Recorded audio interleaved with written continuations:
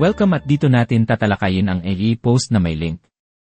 Bago natin umpisahan, huwag kalimutan mag-subscribe at i-hit ang bell button ng aming channel para lagi ka update. Ba't nga ba may link kadalasan ang mga post sa At paano nga ba nila ginagawa? Kadalasan ang una nila ginagawa ay nagpo-post sila ng mga relatable, quotes, discussions, etc. Kung ano ang trending and once may enough engagements na yung specific post dumami na ang share at like comment sa kanila papalitan ng affiliate link yung post. Ngayon dito makikita sa Shopee kung saan meron seller affiliate program kung saan mag-generate ng link si Shopee then sa kanila i-edit para ilagay ang nagawang link. Usually para hindi mahalata na link pipindutin is maglalagay sila ng photo na usually in-enlarge para makita yung buong content. Since na-share na nung iba yung post is pagdating sa iba is yung affiliate link na yung lalabas. If chinek mo yung mga ganitong page usually yun ang scheme nila. What if magkaroon kaya nito sa YT?